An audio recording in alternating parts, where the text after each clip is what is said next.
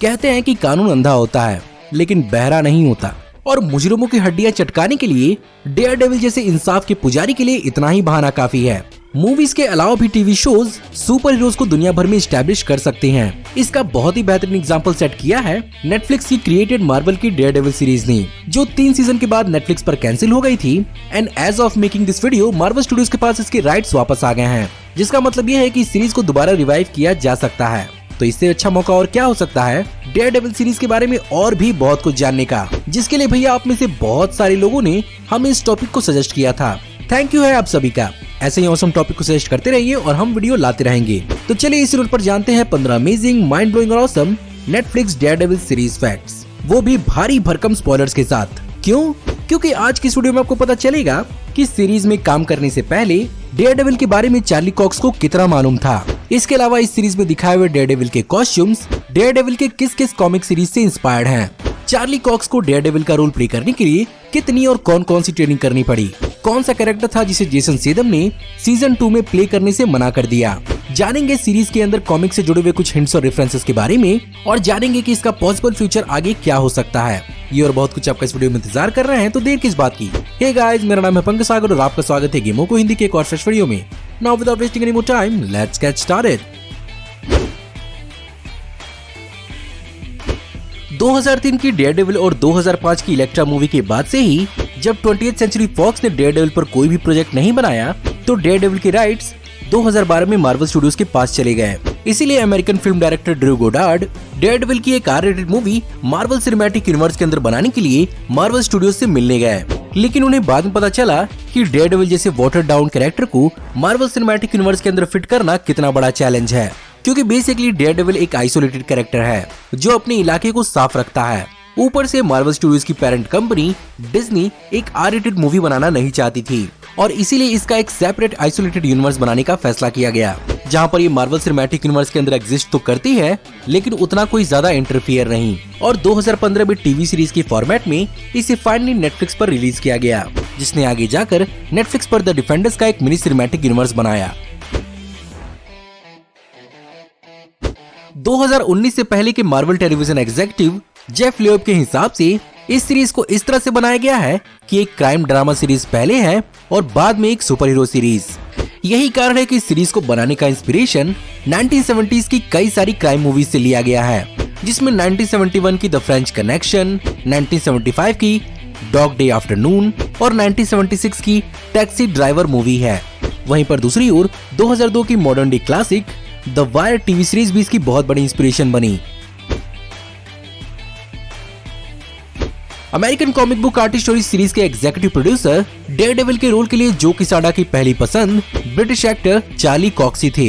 वहीं पर दूसरी ओर चार्ली कॉक्स भी इस सीरीज के पहले 2 स्क्रिप्ट्स को पढ़कर ही मैट मर्डॉक / डेयरडेविल को प्ले करने के लिए मान गए, और उनके हिसाब से ये उनकी लाइफ का अब तक का सबसे बेस्ट स्क्रिप्ट था जिसे उन्होंने एक्सेप्ट किया था। किसी भी सुपर हीरो प्रोजेक्ट में इन्वॉल्व होने से पहले एक्टर्स अपने कैरेक्टर को लेकर थोड़ी होमवर्क तो कर ही लेते हैं, और अगर आप भी सोचते हैं कि अपनी दमदार डेयरडेविल की परफॉर्मेंस देने से पहले चार्ली कॉक्स ने भी डेयरडेविल की कई सारी कॉमिक बुक पढ़ी थी, तो आप एकदम गलत हैं। चार्ली कॉक्स इस सीरीज से पहले कॉमिक बुक्स में उतना इंटरेस्ट नहीं लिया करते थे। यही कारण है कि उन्हें अपने कैरेक्टर के बारे में कुछ भी नहीं मालूम था, और उन्हें अपने ऑडिशन के पहले दिन जाकर पता चला कि उनका कैरेक्टर एक मार्वल कैरेक्टर है जो कि अंधा होने वाला है।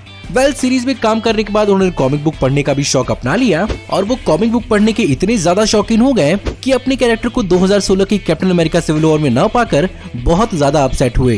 वो बात अलग है कि सिविल वॉर कॉमिक्स के दौरान मैट मर्डॉक नहीं दिखा था, बल्कि उसका costume Danny Rand AKA Iron Fist ने पहना था। इस सीरीज के अंदर किंगपिन यानी कि विल्सन फिस्क का रोल प्ले करने वाले विंसेंट डेनोफ्रियो 1989 की the trial of incredible Hulk के बाद पहले व्हाइट कॉकेशियन एक्टर बने जिन्होंने किंगपिन का रोल प्ले किया था, और इनसे पहले किंगपिन का रोल अफ्रीकन अमेरिकन एक्ट्रेस ने ही प्ले किया था, जिसमें स्पाइडरमैन दी एनिमेटेड सीरीज में रॉस्को ली ब्राउन ने इसका रोल प्ले किया था। वहीं पर 2003 की बेन एफ्लिक वाली डेयरडेविल मूवी में माइकल क्लार्क डंकन ने इसका रोल प्ले किया था। कॉमिक बुक के अंदर किंगपिन एक व्हाइट मेल है जिसकी हाइट 6 फुट 7 इंच है और उसका वजन 450 पाउंड है। वहीं पर इसका रोल प्ले करने वाले विंसेंट डिनोफ्रियो की हाइट 6 फुट 4 इंच है और इस रोल के लिए उन्होंने तकरीबन 200 पाउंड तक अपना वजन बढ़ाया। अब चलिए बात करते हैं इस सीरीज में दिखाए हुए डेयरडेविल के कॉस्ट्यूम्स के बारे में। तो डेयरडेविल का पहला ब्लैक कॉस्ट्यूम इंस्पायर्ड था फ्रैंक मिलर की 1993 की डेयरडेविल की कहानी द मैन विदाउट फेयर से, और इस कॉमिक बुक सीरीज का कॉस्ट्यूम इंस्पायर्ड था 1989 की the trial of incredible Hulk में दिखे डेयरडेविल के अपीयरेंस से। वहीं पर सीजन 1 में फाइनली डेयरडेविल के रेड कॉस्ट्यूम को दिखाया गया, जो बेसिकली इंस्पायर्ड था 2004 की डेयरडेविल की comic arc the secret war से, जिसमें डेयरडेविल ने पहली बार रेड और ब्लैक कॉस्ट्यूम पहना था। अगर आपको भी लगता है कि सुपर हीरो मूवीज और टीवी शोज में एक्शन करना बहुत ज्यादा मुश्किल होता है, तो आप गलत तो नहीं है, पर सुपर हीरो मूवीज और टीवी शोज में सुपर हीरो की तरह दिखना ही एक बहुत बड़ा चैलेंज होता है। यही कारण है कि एक्टर्स को जिम में बहुत ज्यादा तगड़ी मेहनत करनी पड़ती है, और चार्ली कॉक्स के मामले में ये चीज उनके लिए और भी ज्यादा मुश्किल थी, क्योंकि इस सीरीज से पहले उनके पास जिम की मेंबरशिप तक नहीं थी। लेकिन इस सीरीज के लिए उन्होंने जिम की प्रॉपर मेंबरशिप तो ली ही, साथ ही साथ नॉर्मल ट्रेनिंग और एक्सरसाइज के ऊपर से उन्होंने बॉक्सिंग, फिलिपिनो मार्शल आर्ट काली और विंग चुन मार्शल आर्ट सीखा, और सीरीज के अंदर दिखाए हुए कई सारे फाइटिंग सीक्वेंसेस उन्होंने खुद ही किए हैं। वहीं पर उनके कुछ खतरनाक स्टंट्स के लिए उनके स्टंट डबल क्रिस ब्रूस्टर को हायर किया गया था, जो उन्हीं के साथ ट्रेनिंग किया करते थे। इस सीरीज की फिल्मिंग न्यूयॉर्क के ब्रुकलिन और लॉन्ग आइलैंड सिटी में हुई है, और तो और ऑथेंटिक हेल्स किचन का लुक देने के लिए कई सारे साउंड स्टेजेस को भी डिजाइन किया गया था, और इन लोकेशंस पे हर एक एपिसोड को शूट करने में तकरीबन 8 दिनों का वक्त लगता था। ओरिजिनली प्लान किया गया था कि डेयरडेविल सीजन 2 के अंदर हमें कॉमिक बुक का डेयरडेविल का जानी दुश्मन बुलजाई देखने को मिलेगा, और इस रोल को प्ले करने के लिए ब्रिटिश एक्टर जेसन सेथम को कंसीडर किया गया था, जिन्होंने इस कैरेक्टर को डिक्लाइन कर दिया और इस कैरेक्टर को सीजन 2 के अंदर इंट्रोड्यूस नहीं किया गया। हो सकता है कि उन्होंने 2003 के डेयरडेविल का बुलजाई देख लिया हो। लिटरली वो अपने आप में एक मीम मटेरियल था। एनीवे, बाद में इस कैरेक्टर को विलियम बेथल के रूप में सीजन 3 के अंदर इंट्रोड्यूस किया गया।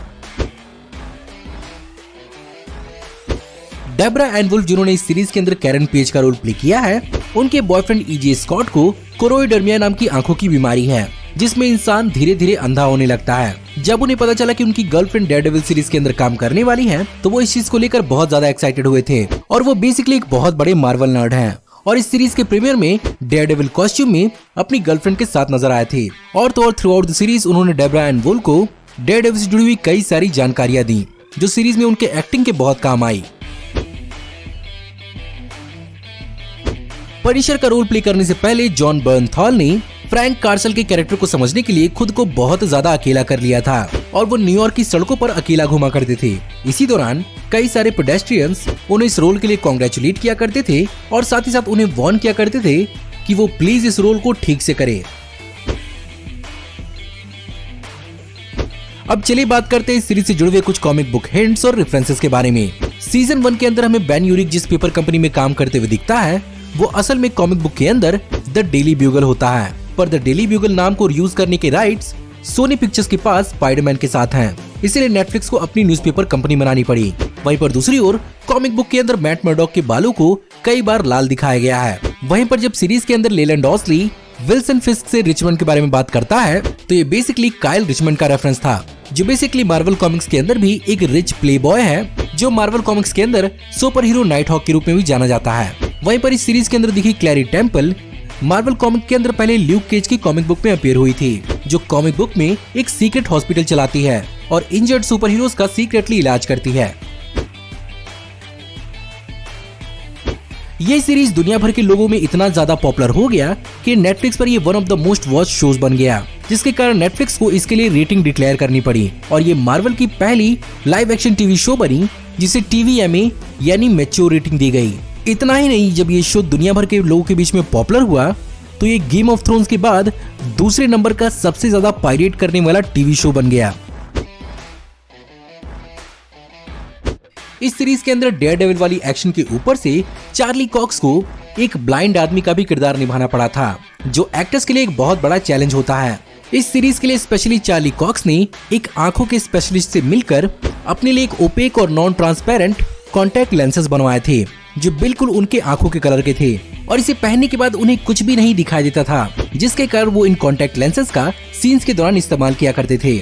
लेकिन धीरे धीरे करके उन्होंने और भी ज्यादा प्रैक्टिस की और सीन्स को बिना कॉन्टैक्ट लेंसेज के ही करने की आदत डाल ली, और उनके इसी काम की वजह से उन्हें अमेरिकन फाउंडेशन ऑफ ब्लाइंड की तरफ से annual Helen Keller achievement award दिया गया।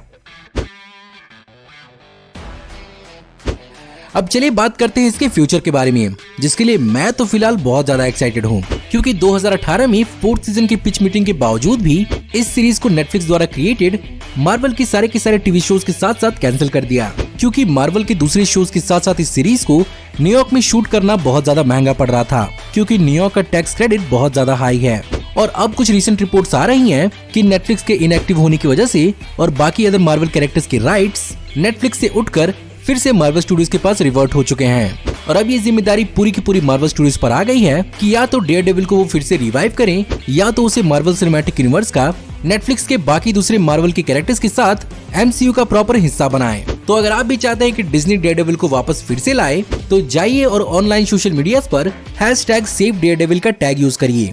और जैसे जैक स्नाइडर की जस्टिस लीग वापस आ रही है, वैसे ही डेयरडेविल भी वापस आएगा, मुझे पूरी उम्मीद है। सो गाइज, ये थे 15 अमेजिंग, माइंड ब्लोइंग और ऑसम नेटफ्लिक्स के डेयरडेविल सीरीज के फैक्ट्स। मैं डेयरडेविल के साथ साथ नेटफ्लिक्स के मार्वल यूनिवर्स के सारे कैरेक्टर्स को रिवाइव होते हुए देखने के लिए बहुत ज्यादा एक्साइटेड हूँ। और जहाँ तक मुझे लगता है कि अब इन कैरेक्टर्स को मार्वल सिनेमैटिक यूनिवर्स का एक प्रोमिनेंट मेंबर बनाया जाएगा, तो हो सकता है इन पर सीरीज न लाकर इन पर मूवीज ही लाई जाए। अब देखना यही होगा कि क्या डिज्नी सीरीज की तरह ही इन्हें मैच्योर रखेगा या नहीं। बाय द वे, आज की वीडियो कैसी लगी? अगर आपको ये वीडियो अच्छी लगी हो तो इस वीडियो को लाइक जरूर करिएगा। साथ ही साथ मुझे कमेंट में बताइए कि आपको इस वीडियो में बताए हुए कौन कौन से फैक्ट्स जानकर बहुत ज्यादा हैरानी हुई। और अगर आपको इस सीरीज से जुड़े हुए इनके अलावा भी कोई दमदार फैक्ट्स मालूम है तो वो भी कमेंट में मेंशन करना मत भूलिएगा। इस चैनल पर नेटफ्लिक्स मार्वल के और भी सीरीज के फैक्ट्स आने वाले हैं, तो अगर आप उन्हें मिस नहीं करना चाहते हैं तो हमारे चैनल को सब्सक्राइब करिए, बेल वाले आइकन को दबाइए और हमारी वीडियोस को बिना मिस के हुए एंजॉय करते रहिए। और अगर आप चाहें तो इस वीडियो की लिंक को अपने दोस्तों ग्रुप्स के बीच में जितना हो सके उतना शेयर करें। Thank you for watching, see you in the next video, till then take care, good bye.